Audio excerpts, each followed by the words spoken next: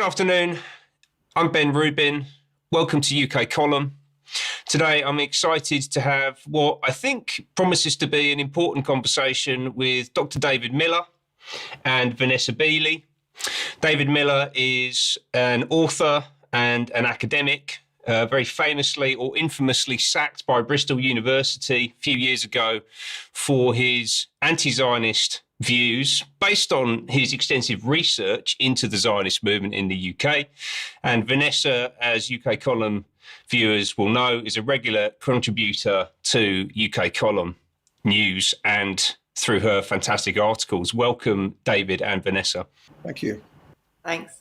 We've asked David and Vanessa to join us today to get into what I think is probably one of the most important issues of the current moment, here in the UK certainly, but also I think further afield.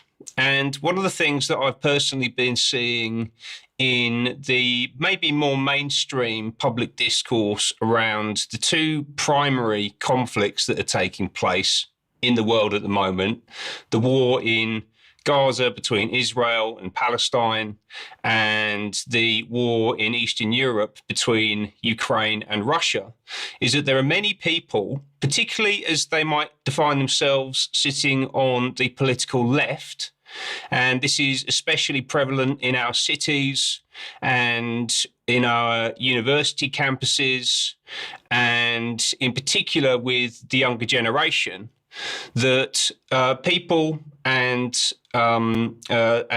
groups are very much pro-Palestine, and on that basis, I think anti-war, anti-genocide, which is a position that I think anyone with any decency would hold, but also at the same time pro-Ukraine and backing Zelensky and Ukraine and ultimately NATO in the war against Russia, what they call Putin's war of aggression against Ukraine. And my view, based on my understanding of the situation, is that those two positions are actually irreconcilable. And I know that there are clear links between Israel and the Zionist movement and Ukraine.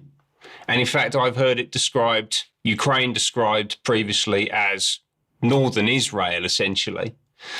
I think that this is something that needs to be explored further. And David has written on this quite a bit previously, produced some fantastic articles, very well-referenced articles.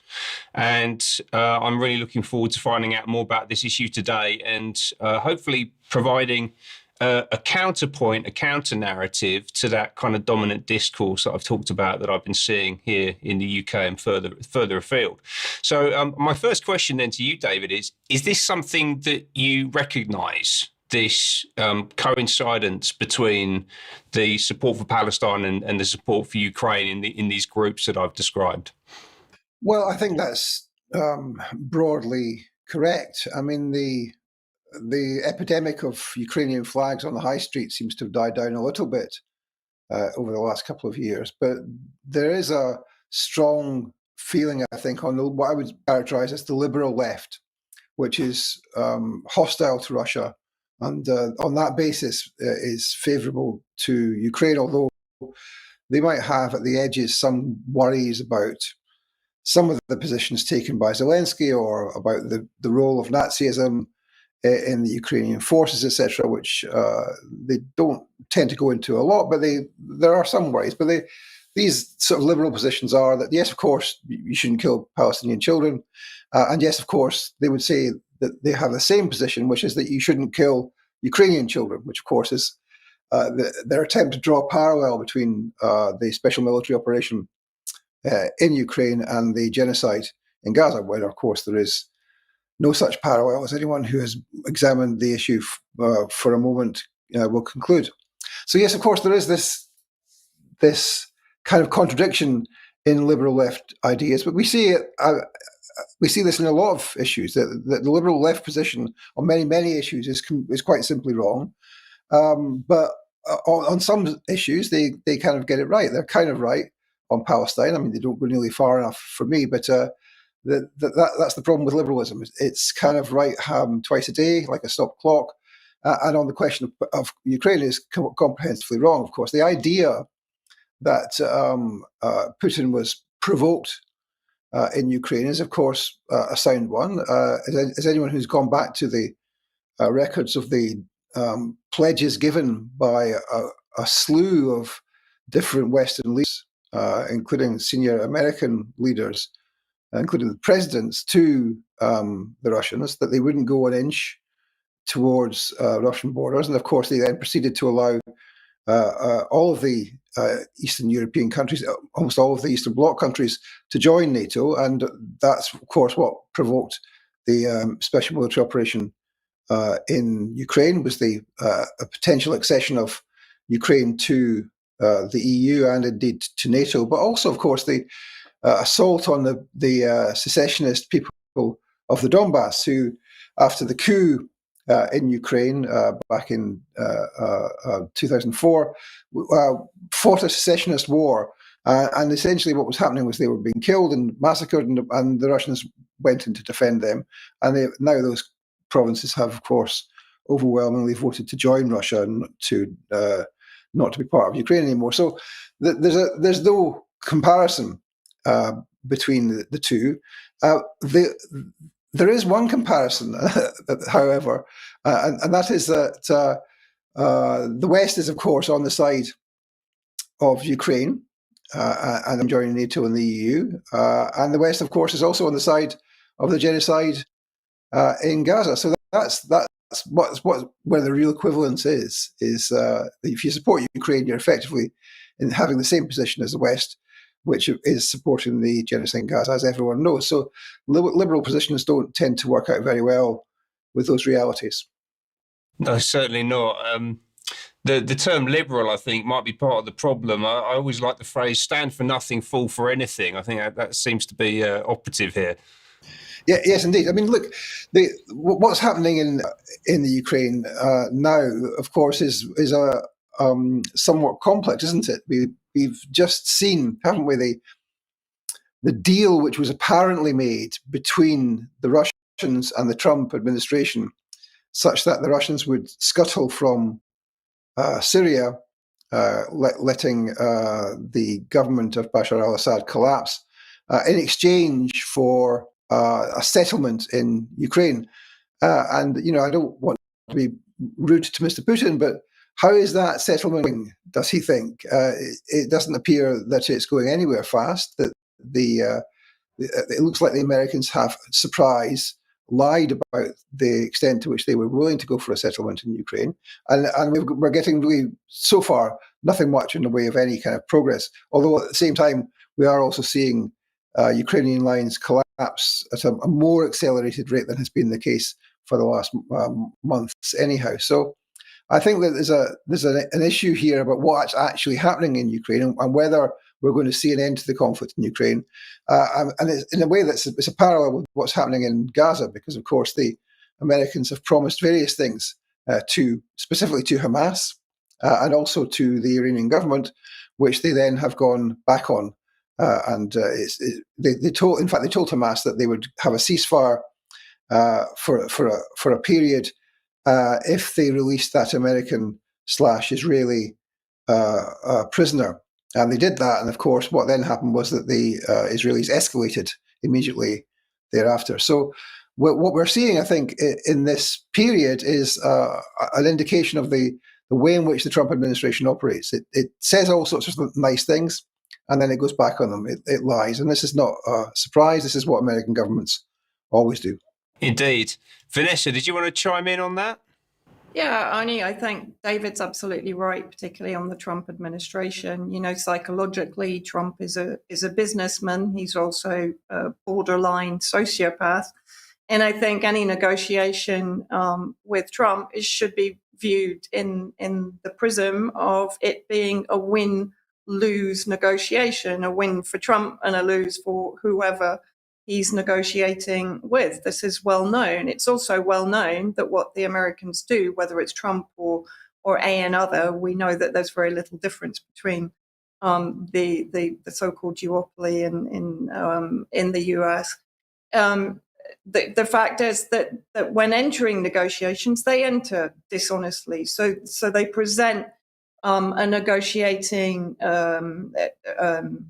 paradigm, which then is completely changed. I mean, initially they were talking with Iran about enabling up to 3% enrichment of uranium. Now suddenly the red line is any enrichment of uranium, which of course is a red line for the Iranians. And so this is what the US regularly does. But I think also coming back to the point about the liberal view on Palestine and Ukraine, I think what liberals often do is to ignore the historical context, and we're obviously going to get more into that, but the connections historically between particularly Benjamin Netanyahu and the former founders of Zionism, or one particular form of Zionism, Zeev Jabotinsky, or Jabotinsky, however you want to say that, who not only founded what is now known as revisionist Zionism or expansionist Zionism. Netanyahu's father, Benzion Netanyahu, actually worked for him as a private secretary. He edited all of the publications of Jabotinsky's branch of Zionism, which was founded in Odessa, and Odessa was known fondly by the Zionists as the gates of Zion, because it was the hub or the center, the nerve center of the Zionist operations on the continent. And then later was the hub from which the majority of the settlers came from Europe, particularly Eastern Europe and particularly Ukraine, to settle and basically steal Palestinian land. And Jabotinsky was famous for his 1923 article, The Iron Wall, in which he said, there is no justice, no law, and no God in heaven, only a single law which decides and supersedes all, which is settlement. And so we'll get more into this, and I'm sure David can add to that. But I think this connection is something that, as you said, that the so-called left wing in Europe and the UK, even in the US, are woefully ignorant of, and potentially also willfully ignorant of. I think many of these kind of liberal anti-war pacifist organizations, one, deny the right of armed resistance, but two, divide their support along lines of ignorance. In other words, or lines where they deliberately ignore the historical context, which leads them to take a very mistaken position. We had that on Syria. We had many of the pro-Palestinian movements in the UK in particular taking an anti-Syria stand for the majority of the regime change war, because they'd been duped by members of the pro-Palestine, let's say, lobby on the side of the Muslim Brotherhood that were instrumental in pushing the regime change narratives from 2011 onwards. So I think it's a very good lesson for people to take a deep breath before taking any kind of support position for anything that is being orchestrated effectively by the West in any way, shape, or form. And Ukraine, Russia's war was definitely orchestrated by the West. And take a deep breath and study the history of that conflict. Yeah, I completely agree with you. I think a lot of people essentially just take the easy route with this stuff, and also get very much caught up in the kind of 2-week news cycle, the latest thing, and however that's being presented to them. And they barely look at anything, 2 years, 20 years, certainly not 200 years back, right? So I think that's a big part of this. So look, we've just covered a whole slew of different issues, and we're certainly going to come back to US and Russia and Trump and Putin and Syria a bit later on in the discussion. But Vanessa, thank you for that. You've just introduced a little bit about the history of Zionism and its links into Ukraine. And I wonder, David, if you wanted to add on to that and give us some of the context, both politically, but I think also religiously and theologically as well, because the roots really do run deep here. Yeah, I mean, I think there's an interesting thing here, which is where I can talk about the development of Zionism in the Ukraine, but it also, because of the way people react to how one would talk about this, or how I would talk about it, given the historical record, it gives a useful insight, I think, into the way in which sections of I've used the term liberal left, but I'm really talking about now the left, the actual so-called revolutionary socialist left, which has, and it shows in their response to how will talk about this. It shows the way in which I think effectively their ideas about the Jews and about Zionism have been effectively influenced and captured by Zionists themselves. And I'll try and explain that as well. So look, what the settlement in Odessa, and I use the word settlement advisedly because Odessa was a town founded by Catherine the Great, the Empress of Russia. And it was founded by her after, I think in 1796, they had kicked the Muslims out. The Ottoman Empire had been in that area, and they were kicked out. And they founded a new settlement, a settler colony. And amongst those who went there were people of Russian origin, of German origin, and a number of others, but also Jews who were not allowed in the Pale settlement, and they went to Odessa to found Odessa. And so the Jews who were there, as the others who were there, were settler colonists. They had gone, and the natives had been removed by Russian armies, and they settled there in a settler colony. Now, when I mentioned this before, I think 2 years ago now, I was denounced, yes, of course, by the right, but also by the left, including leading members of the revolutionary left in this country, as being an anti-Semite.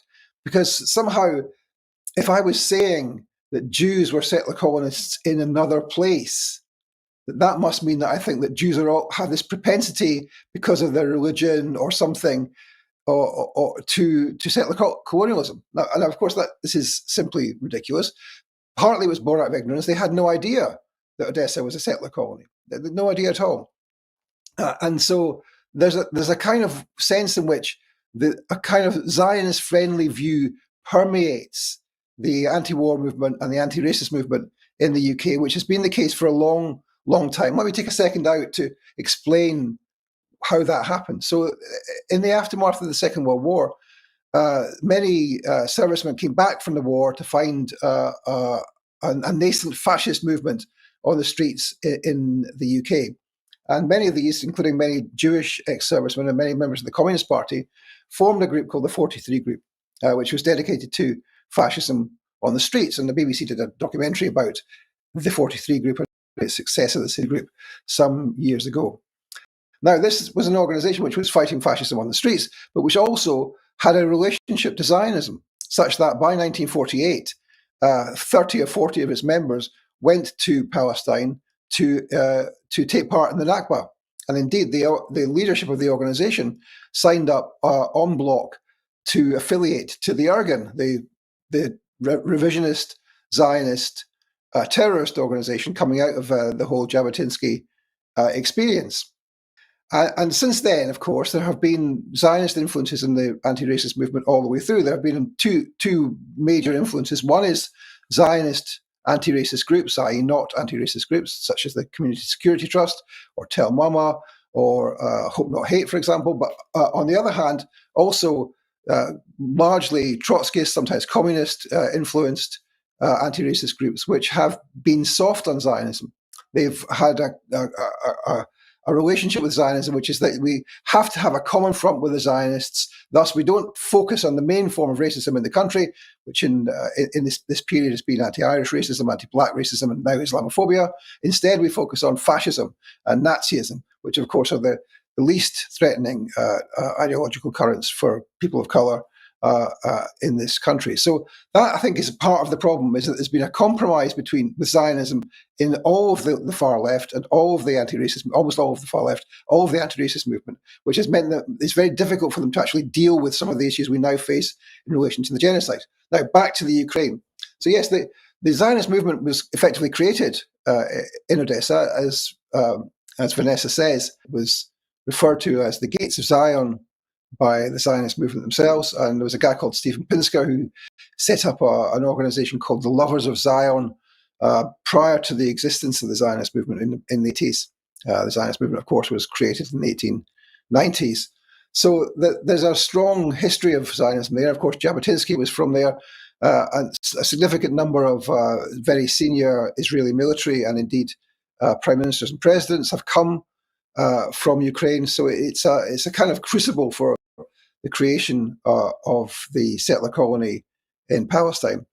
And that relationship, of course, has never really fully dissipated. And maybe we'll go on to talk more about that. But that's the history of this, is that Zionism comes from Ukraine. So it's not surprising then that many of the Zionists who are in Ukraine have a sort of a strong view on Ukrainian nationalism.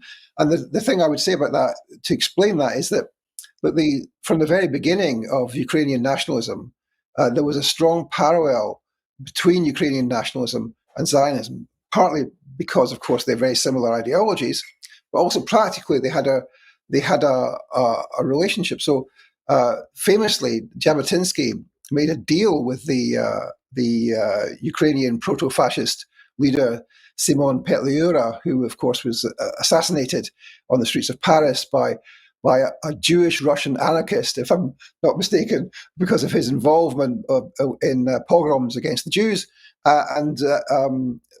Jabotinsky at one point wrote in his diary that this would be his epitaph, that he was the Jew who had made a deal with effectively the fascist Petliura. There's a famous Soviet cartoon from that period, from the 1920s, with Petliura in his grave and Jabotinsky at the side of the grave, weeping tears over the murder of his compatriot. So there's historically been a strong relationship between Zionism and Ukrainian nationalism. The issue in terms of Zionism and its relationship with the left, and the fact that the left, they're kind of in a bit of a bind at the moment, right? Because actually, I think the issue is that a lot of, well, first of all, you've kind of pointed out that a lot of these proto-communist ideas were heavily influenced by Zionist thinkers in the first place, and actually the kind of the end point of a lot of the kind of radical left activists and even people who are fairly mainstream in this, like Jeremy Corbyn, for example, they're actually interested in this idea of global governance, right? They actually think that global governance and top-down centralized control is a good thing. It's just that they want it to come from their side of the political spectrum versus the other side of the political spectrum. So that puts them in quite an interesting position in terms of, you know, what they can and can't say and what they allow themselves to see and to condemn out there in what's happening in the world. Well, I mean, I think that, Jeremy, of course, is not really an anti-Zionist, never really has been. There are people on the left. I mean, a party like the Socialist Workers' Party is a party which has always historically been anti-Zionist. I mean, it's famously, its leading ideologue, a guy called Tony Cliff, who anglicized his name from Egil Gluckstein, and of course had experience of the settler colony in Palestine because he was there. Him and his not then wife, Cheney Rosenberg, she lived on a kibbutz, a Hashoma Hatzair kibbutz, and Hashoma Hatzair was the most radical left wing of the Zionist organizations, and their experience of that kibbutz and the fact that it was Jews only, anti-Arab, it was endemically racist, that's what turned them off Zionism. And so ever since then, the SWP has been an anti-Zionist organization, at least formally, but now it seems to have a real difficulty in actually, not just the SWP, but the whole of the left actually, in using the Z word. You can't say Zionism because that will somehow overemphasize the responsibility of the Zionists for the genocide and underemphasize the responsibility of US imperialism. That will let US imperialism and indeed the British role in the genocide off the hook. And that's a profoundly misguided and mistaken approach to take, in my opinion. The people who supported Hitler in the Second World War, yes, there were British companies and American companies, and in fact, American publicists and PR operatives. They weren't the ones who were responsible for what the Nazis did. It was the Nazis. And similarly, in this case, it's the Zionists who are doing the killing, the Zionists who recruit the people, the thousands of young men and women who have gone from the UK and France and Germany and Brazil to commit the genocide. They're the ones who did this. Of course, they are supported by the Americans, who give them 70% of the weapons and the political cover, by the Germans, who give 30% of the weapons, and of course by the British, who do the overflights, the intelligence overflights for the IDF, more overflights, in fact, than the IDF do themselves. But nevertheless, we should be clear: the people who are training their guns on the heads of 3-year-old toddlers are Zionists, and it's the Zionist movement which has led this strategy, and the Zionist movement which is carrying out the strategy. And therefore, we need to, I think, focus on Zionism, what it is, how it operates, and how it can be defeated, rather than have a kind of what I might impolitely call a lily-livered approach, which says we don't actually discuss Zionism. Yeah, and I think I wanted to come back to the Jabotinsky, because I think he's really someone that where people can make that very clear connection between Zionism and Nazism in Ukraine, because, as David rightly said, he collaborated with Simon Petlura, who actually massacred tens of thousands of Jews from 1919 onwards in the pogroms in that particular area, right? Jabotinsky basically agreed to provide Jewish militia to support Petlura on the basis that they would be collaborating against a potential threat from communism, i.e. from then the Soviet Union. And Jabotinsky went on to form the Betar youth movement, which, as David has pointed out in one of his articles, were dressed very reminiscently of kind of fascist youth groups in brown uniform. He was a supporter of Mussolini, but most importantly, he believed in this revisionist Zionism, which was followed, as I said, by Netanyahu's father, Ben-Zion, and now, of course, by Benjamin Netanyahu himself, who's the longest serving prime minister in the occupied territories. And this was that colonization could only be imposed by force.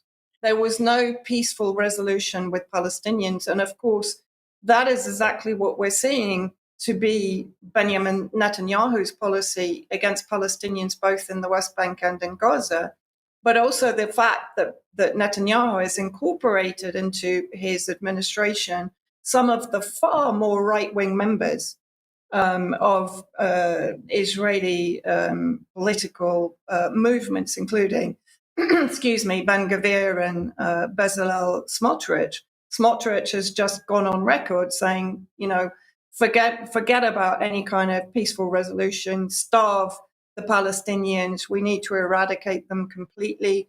Moshe Feiglin has just gone on saying our problem isn't with Hamas, it's with all Palestinians, particularly babies. We should be murdering the babies.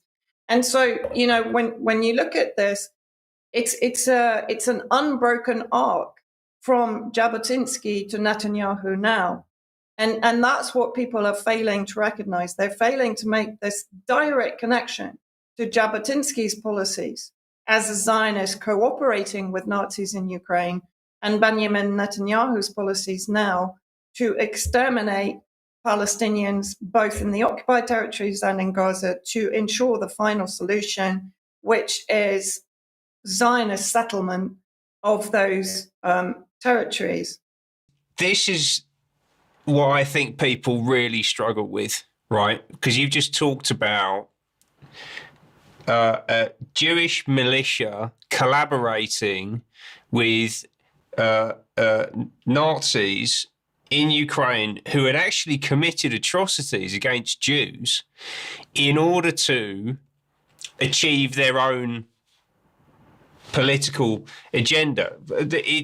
I think a lot of people struggle with the level of cynicism and just the pure naked lust for power required to carry out these kinds of actions. I know that it is as you describe. I mean, let's remember that the militias which Jabotinsky formed were intended to be militias to protect the Jewish people. They were Jewish nationalist militias. The agreement that Vanessa referred to was an agreement that the Ukrainian nationalists would govern their people, the Ukrainians, and that the Jewish nationalists would govern their people, the Jews, with their own militias. And the only time where they would have to have anything to do with each other and have to fight together was against the Russians. That was the deal. That is the kind of philosophy they have. Is a very, very similar philosophy. So yes, of course, they don't want to be themselves to be attacked, but they believed they had a deal with the proto-fascists of Petliura and the rest, and that they have of course had a very similar idea about what it was, what the state or the idea of the Jewish people was, and how similar that was to the Ukrainian nationalism. I mean, in a way, I think how they started to think about Jewish nationalism learned and took a lot from the Ukrainian nationalists. It's very, very similar when you look back at it. They have this very similar ideas about the Volk, about the people, about their sovereignty over other people, which is very similar to Zionism today. Now, Vanessa also referred to the uniforms. Now, the Beitar was, of course, the kind of youth wing of the revisionist movement, and if you do a Google image search for Beitar, and you look for the black and white photographs, you find all sorts of interesting looking uniforms on these young men, including there's a famous one from 1923 in Poland, I think, which has the young Menachem Begin in his military uniform. Now, if you look at Beitar's website today, they still exist today, and I'll talk about that. They have 7 principles, and have had this from the beginning. One of the principles is Magen, which means protection, and it requires individual members, all members of their organization, to engage in military and paramilitary training, and to be willing personally to fight come the appropriate moment. So from the beginning, Beitar has been a militia, which is a military organization, and today it remains the same. They have, of course, been involved in the US recently in compiling lists of Jews to provide to the Zionists, who will thus afterwards be stopped from going to this entity and amenable to all sorts of other punishments that the Zionists might put together for them.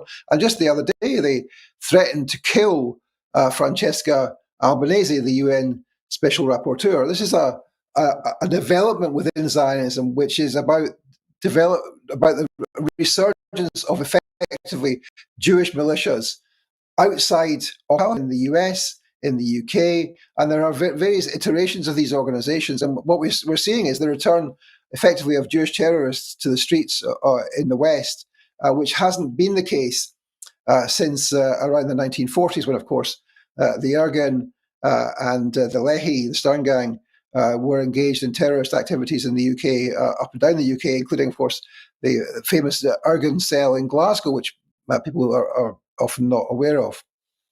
We talked a bit about the history, and the links between the Zionist movement in Ukraine, but through the 1920s, 30s, and 40s. But this obviously goes right up to the present day. I mean, to what extent is this embedded into organisations like the IDF, for example?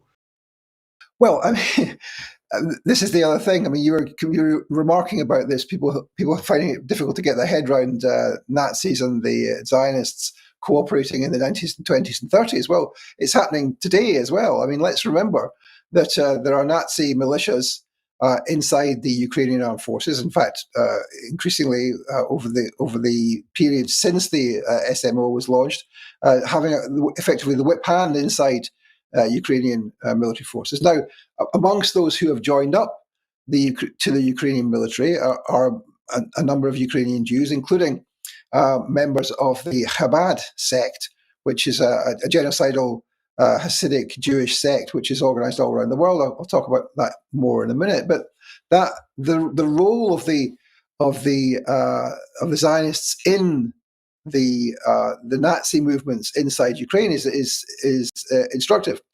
One of the founders, the two co-founders of Battalion, the famous Nazi group inside the Ukrainian armed forces, was an ex-IDF officer.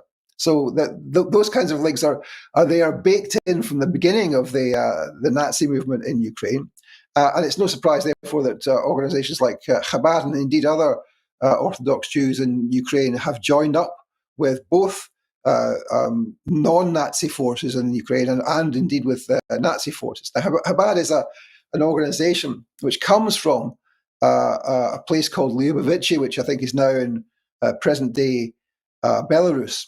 And the headquarters of the organization is in Brooklyn, famously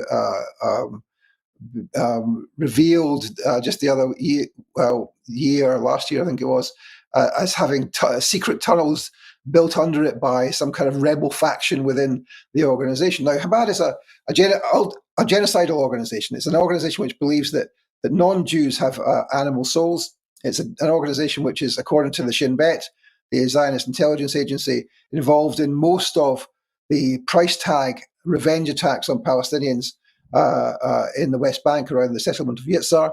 And of course, it's an organization which has outreach emissaries all around the world. There's 5,000 branches in different parts of the world, 1,300 in America, 150 in Britain, 150 in Canada, and organizations all the way across the Ukraine, a dense network in the Ukraine, and indeed, of course, in Russia, which we might come on to later. Now, in Ukraine, the Habad have been close to one of the key oligarchs in Ukraine, a guy called Igor Kolomoisky, who, of course, owned the television station where Zelensky got his start and then funded Zelensky in his campaign to become prime minister or president.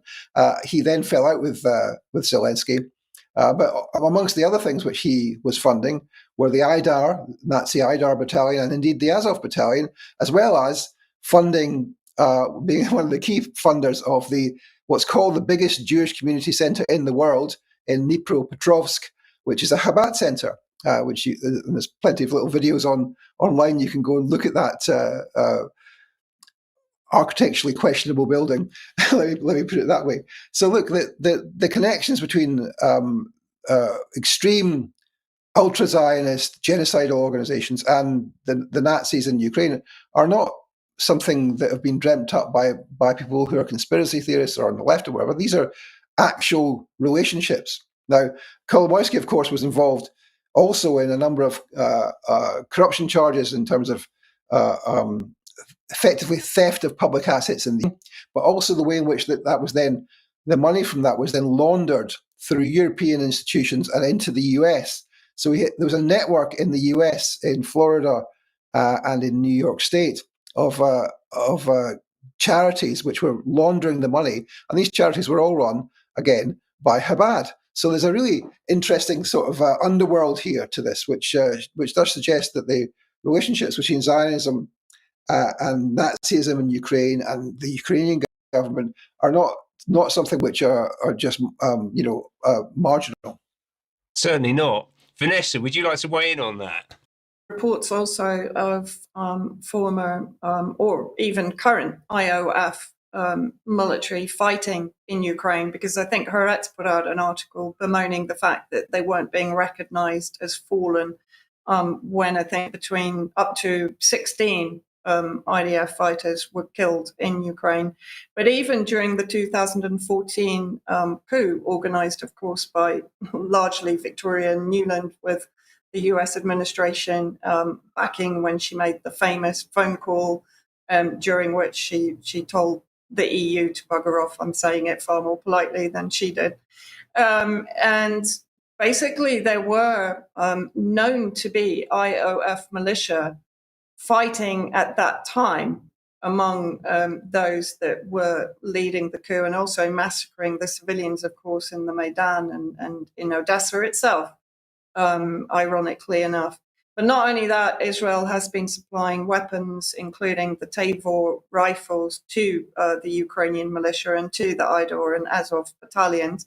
And of course, not forgetting Zelensky's rather bizarre comment that Ukraine will become big Israel, which I think was fairly early on in the conflict.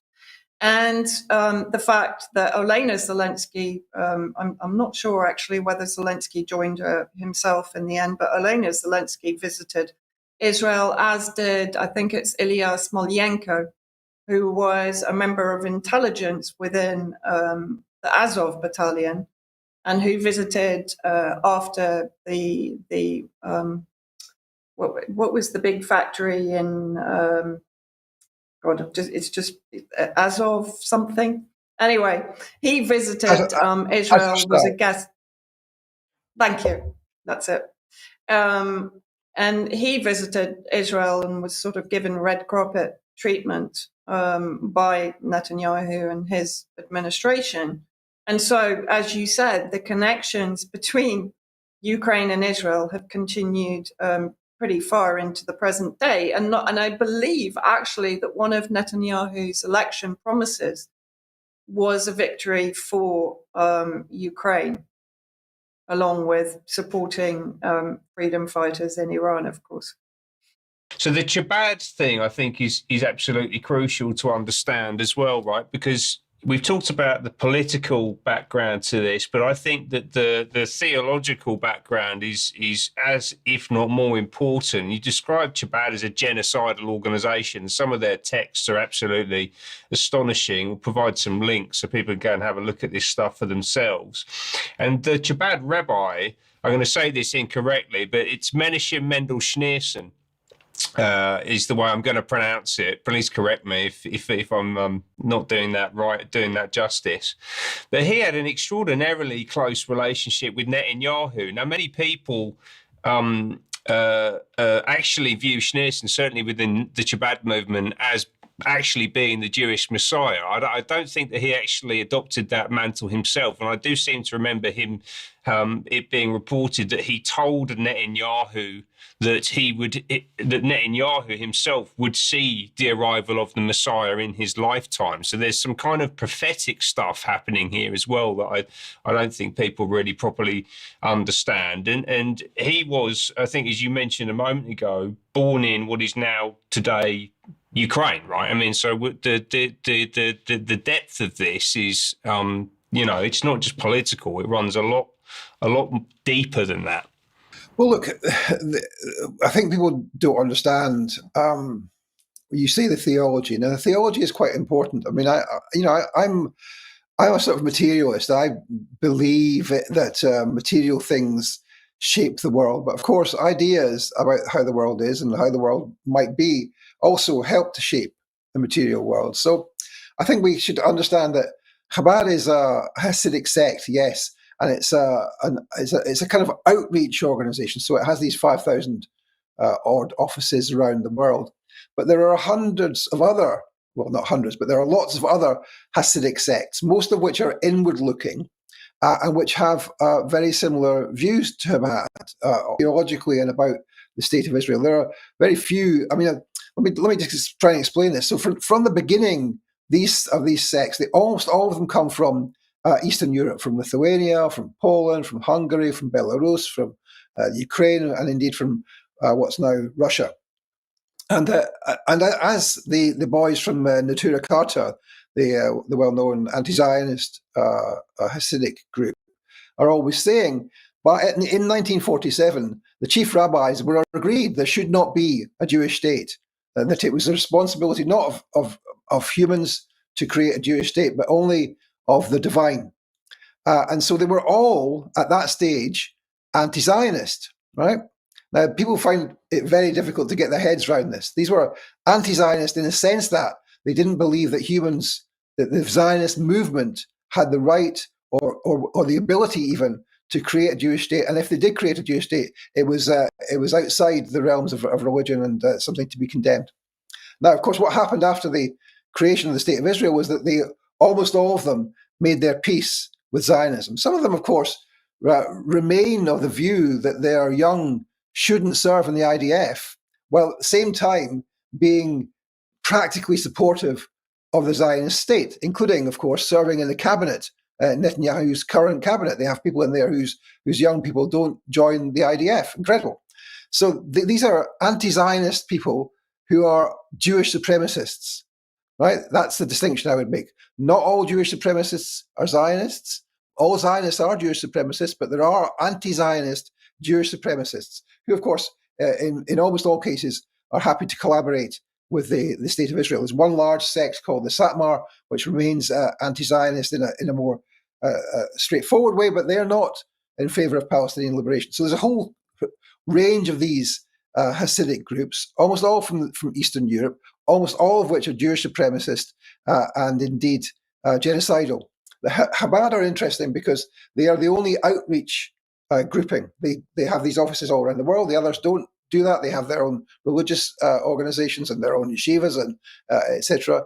But Habad are there to convert and convince, not convert non-Jews to some extent, but mainly to bring Jews, either observing or non-observing Jews, further towards the ultra-Orthodox position. And that seems to be the thing which they are most successful at. There's evidence from the Zionists, from Zionist surveys on campus in the US, that the people who are most are taken along by and taken in by Chabad are not people who are already ultra-Orthodox, but people who are in the reform or the progressive or the liberal wing of Judaism, all of which, of course, are Zionist synagogue movements. So that's their role. Their role is to radicalize and to bring people to the position of supporting the genocide in the way which Vanessa has been outlining, which the so-called extremists in Netanyahu's government are doing. Now, of course, the Schneerson, the Rebbe who died in 1994, no, I don't think he believed he was the Messiah. All of the Chabad doesn't believe that he's the Messiah. There's a faction who believe that he's the Messiah, and a faction who believe that he's not. But they believe in the building of the temple, the destruction of Al-Aqsa, in the same way as many of the other factions who are engaged in that kind of activity do as well. So they have a sort of role in, I suppose, radicalizing the more secularist Zionist movement. And you can see in the history that we've had over the last 90 or 100 years that there's been a trajectory from the dominance of a secular leftist Zionism towards a secular rightist Zionism, with the dominance of revisionist Zionism in Israeli politics since 1977, towards a more religious, a bigger role for religious Zionists and the ultra-Orthodox. And that's what we're seeing now, I think. I'd like to introduce you, and certainly our viewers, you're probably familiar with this, David and Vanessa, right? And people might have clocked, I've got a Jewish surname and a Jewish first name as well, actually. I'm a quarter Jewish, and I was raised as an atheist, but I've never been in a synagogue. I don't speak Hebrew, and I'm just a bit of a random mixture, to be honest with you. But there is a phrase that I hear quite a bit when I get invited to Jewish events and I speak to Jewish people, as I do on a regular basis, that 2 Jews, 3 opinions. And that really seems to be coming through in what you've just described to us there, David, in terms of the situation that we have in front of us. The role of Chabad, as you just described, to radicalise the other Jewish organisations in the Reform, Progressive, and the Liberal areas of Judaism is very interesting, and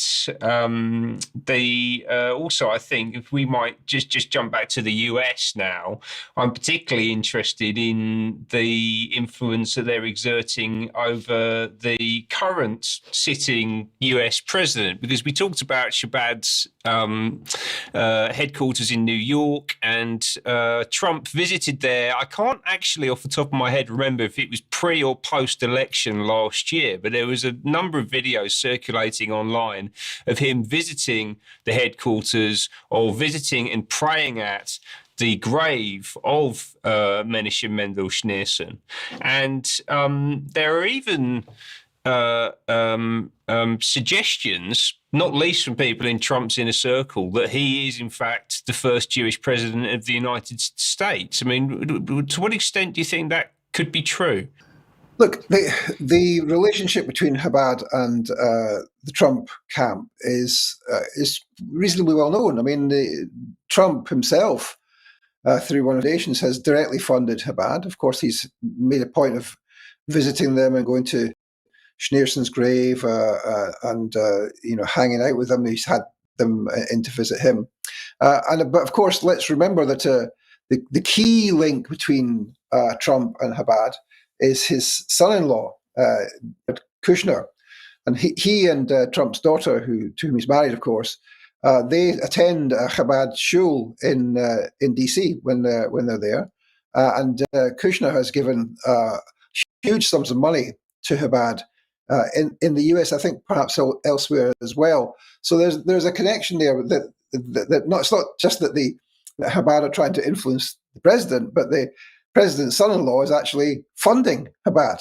And so that's kind of part of the intrigue here. And let's remember that Kushner's role is not just to push the interests of the official Zionist movement or the ultra-Orthodox guys like Habad, but also to effectively grease the wheels of the normalization process. And that's why he's had this massive involvement with the Saudis, and indeed to some extent with the UAE, and the use of the sovereign wealth, the Saudi sovereign wealth fund, the massive kickbacks and bribes that are been going to the Trump family, and no doubt in future years we'll find out that they're much more extensive than we are currently aware of. So that's all part of this mix here, that there's a direct question of corruption. But as to whether Donald Trump himself is Jew or is converted, I don't know. I don't pretend to have the information on that, but it's not impossible, is it? Stranger things have certainly happened. Vanessa, do you have any thoughts on this? I think it's very important to understand the importance of the Zionist influence through Jared Kushner. I mean, David mentioned this normalization program, which began under the first Trump administration, termed the Abraham Accords. And of course, that basically brought in, I think it was Morocco, Sudan, and UAE as the initial adherents to that accord. But of course, what we're seeing now is Trump putting pressure on the Al Qaeda self-elected president of Syria, Jolani, to lift the sanctions in order for him to agree to normalize relations with Israel under those Abraham Accords. So those Abrahamic Accords were an incredibly important step, which began back in 1997 with the CIA scripting of the clean break doctrine, which was commissioned by then politician Benjamin Netanyahu, which actually, again, was an extension of Jabotinsky's expansionist strategy to partition all of the neighboring countries to Israel, to both weaken them and give Israel an opportunity to have greater influence in the partitions that would be created. And of course, that's exactly what we're now seeing in Syria, is the coming to fruition of Netanyahu's vision, which originated with Jabotinsky in Ukraine, and the partitioning, not only the extermination of Palestinians and the final supremacy of Zionism over Palestinian territory, but also this partitioning and normalization of relations with all neighboring countries, the destruction of resistance to Israel, and the weakening of every single nation that may pose a threat to Israel in the future. And this began in Ukraine. I think this is what is very important for people to keep relating to. David goes into fantastic depth. I tend to simplify things a little bit more for people in particular who are struggling with this kind of, as you said, two Jews, but you have three opinions of, etc., because it becomes so complex when you get into the different factions, the competing factions, even within Zionism itself, within the Knesset, and so on. Right. I mean, in Ukraine, there was even the creation of kind of, what was it, a blending of Marxism and Zionism, right? So there were different factions, even in Ukraine. You had the Jabotinsky, you had the Love of Zion, which was Leon Pinsker, you had Bev Borachov, who created the synthesis between Marxism and Zionism, which then became the Israeli Labour Party, and Ahad Ham, who created the Society B'nai Moshe, which was a form of cultural Zionism. So in all of these factions, you have these subsections, let's say, that may on some subjects or on some strategies have common ground, and in others not.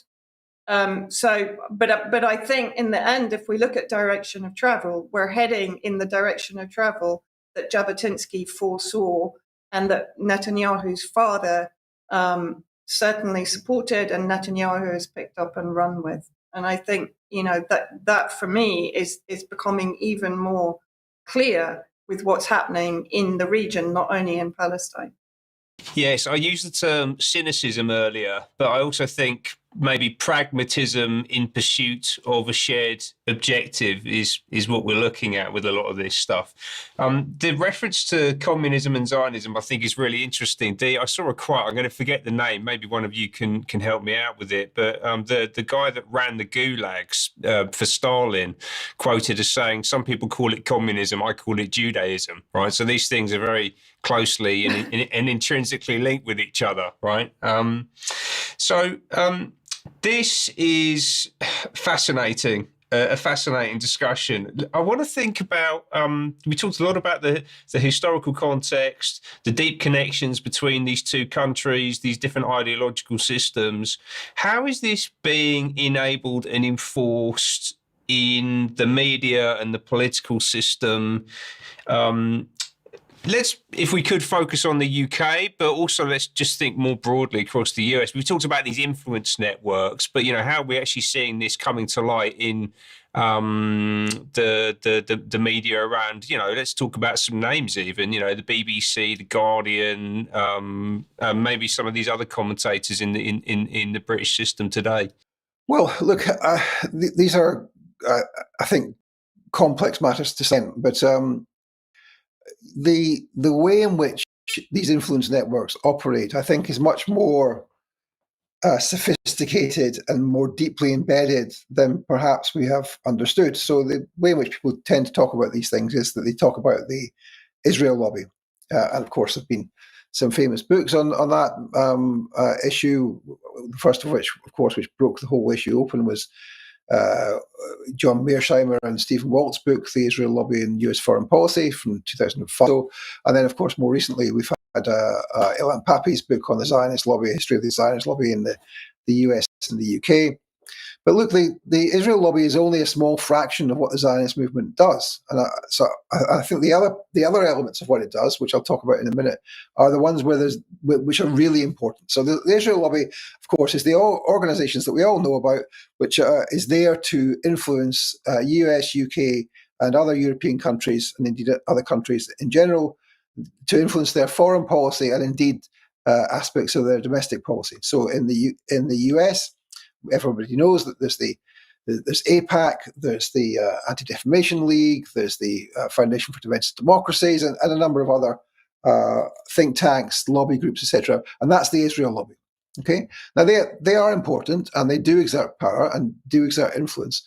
But there's another way in which the Zionist movement operates, which is that the Zionist movement is a broader thing than the Israel lobby. The Zionist movement is there to ensure that Zionist ideas are spread and made powerful around the world. And they state this openly in their founding manifesto, which was created in 1951 at the World Zionist Congress, the first one they held after they created the so-called State of Israel. And in that Congress, they said, right, we've got what we wanted. They had a program before called the Basel program, based on the Congress where they decided that in Switzerland.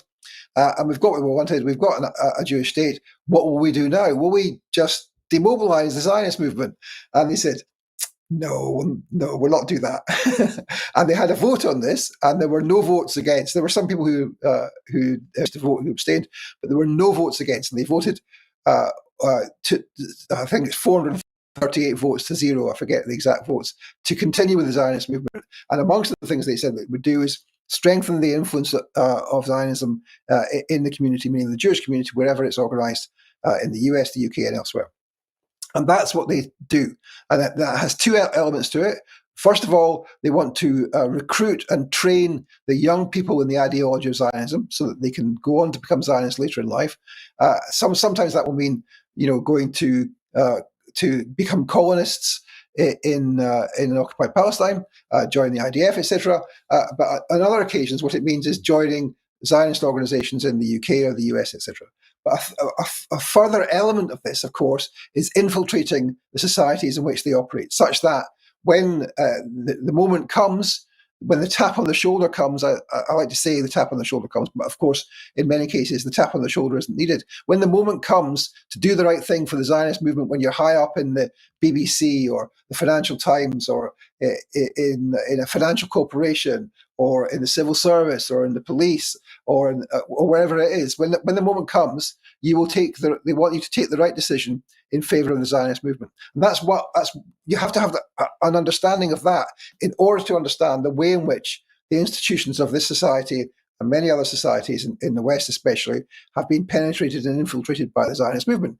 Take the example of the media. You raised the issue of the media. Now, people have been going on about the BBC for the last few months, especially since Owen Jones wrote this article in December or January, where he revealed that Rafi Berg, who's in charge of the BBC's website, was effectively operating a kind of a mechanism whereby he had to authorize or approve almost all BBC coverage of Palestine. Now, he is a fanatical Zionist. Now, of course, this is an important element of control by Zionism of the BBC, because they've got a person inside.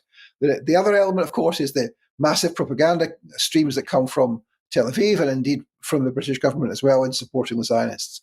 But I think the other thing you've got to understand is that it's not just external pressure which causes the BBC, and it's not just the fact of one person inside the BBC which causes the BBC to be so pro-Zionist. It's also that they have people high up in the hierarchy, and in fact in the most senior committees of the BBC, who are themselves Zionists. So the most senior committee in the BBC has, I think, 5 people on it. The CEO of BBC News, a guy called Robbie Gibb is on it, a guy called Nicholas Sirota, who's the external representative, a couple of other people who I forget now.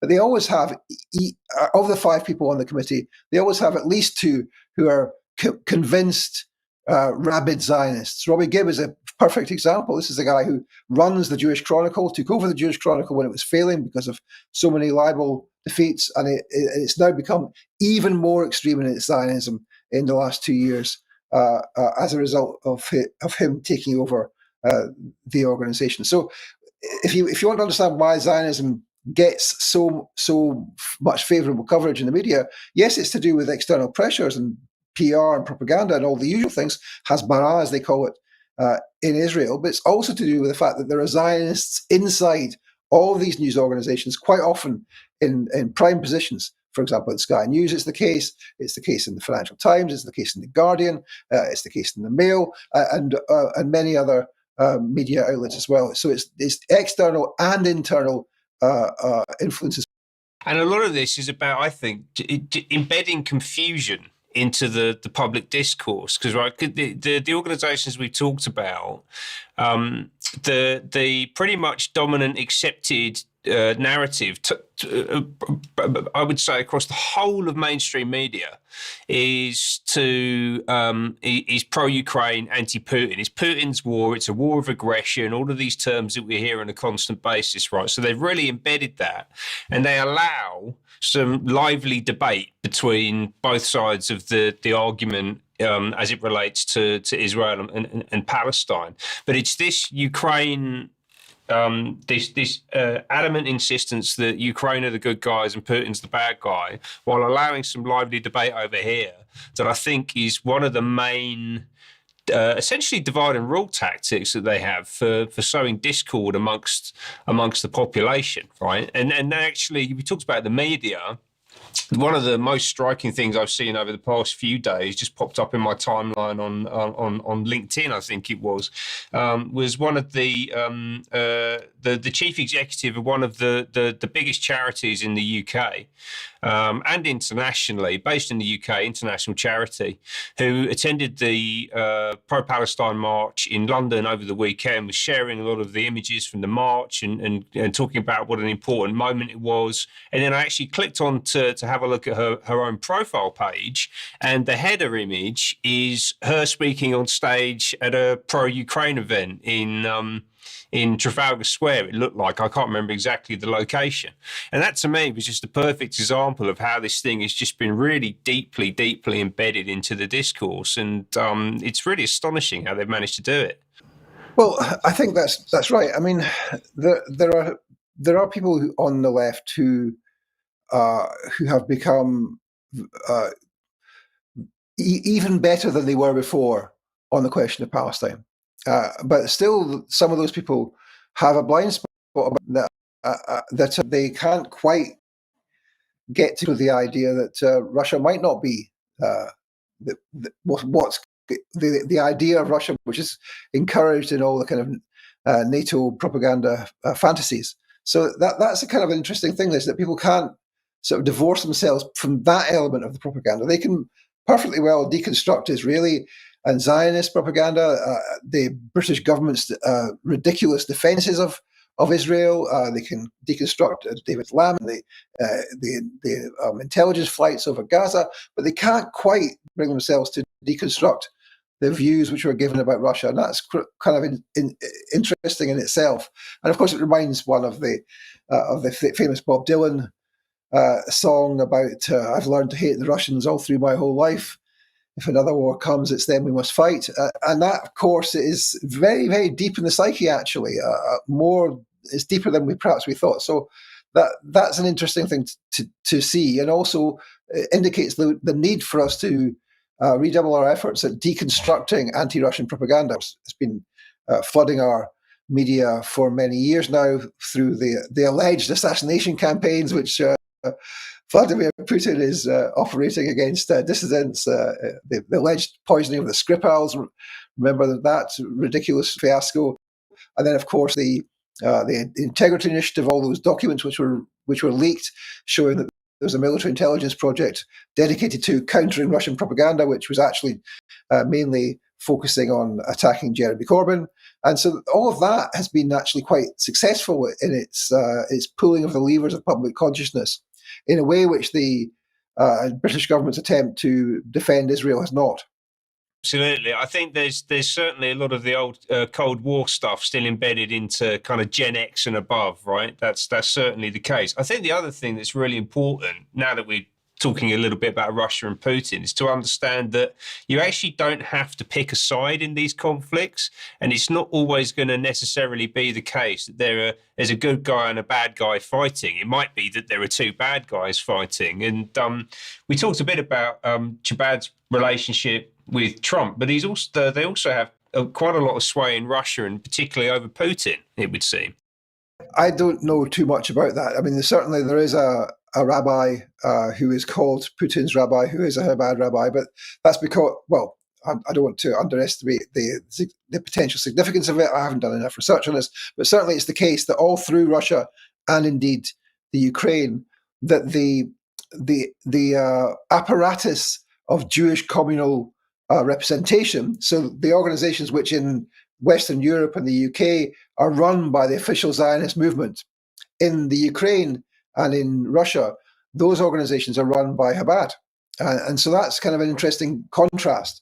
Of course, we see what happened. Well, maybe we should say a word about Syria. So what happened in Syria, of course, there were Russian military lookout posts on the border with the Golan Heights. There was, of course, the Russian naval base and the Russian air base in Syria as part of the agreement to help the government of Assad. And that, of course, the Russians were, to some extent, trying to divert IDF bombers from bombing Syrian targets. But of course, we should also remember that the Russians deliberately and openly coordinated with the Israelis to allow them to bomb Damascus. Now, in retrospect, that's an indication of the weakness of the support of Russia for Syria, and it's an indication also, I think, of the way in which the kind of relationship that they have with Habad and with Israel is worth looking into. For example, there's an organization called the Jewish Agency, which is one of the four pillars of the Zionist movement. All four of these organizations are based in the same building in Jerusalem in King George Street, known as the National Institutions. And the Jewish Agency's function, one of the four pillars, as I say, is to arrange for people to become settler colonists in Palestine. The function of the other organizations is, of course, to provide to steal the land so that they can settle there, and thirdly, to raise the money to pay for all of this. Now, the Jewish Agency was about to be closed down by Putin, by Russia, I think in 2021. And there was a series of court cases which came up, and then they were delayed, and they were delayed, and they were delayed. And the Jewish Agency has not been shut down as an agent of a foreign state which is engaged in hostile activity, which it plainly is. So there's an indication, I think, in that relationship of the kind of questionable position of Russia in relation to the Zionist entity. And that, of course, is how you expect, or where you would expect, Habad to have some kind of influence as well. Just layer upon layer of complexity here. Let's just finish up. Unfortunately, we've lost Vanessa, because I would have loved her to chime in on that on Syria, of course. I mean, it's certainly her area of expertise. But unfortunately, it looks like the connection's been lost.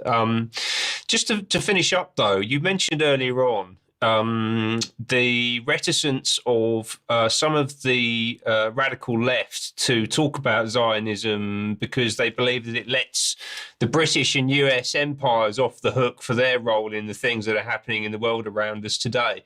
To what extent do you see the British and US empires and Zionism as being fundamentally intertwined with each other? I mean, is that not essentially just the same thing? Just one thing, isn't it?